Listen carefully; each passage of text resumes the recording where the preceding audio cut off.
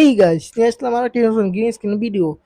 এই ভিডিওটি আপনারা আপনাদের চ্যানেলে আপলোড করতে পারেন, কোনো প্রকার কপিরাইট আসবে না। আপনার ভয়েস ওভার করে ব্যাকগ্রাউন্ড চেঞ্জ করলে আপনারা অনেক উন্নত মানের কার্টুন তৈরি করতে পারবেন।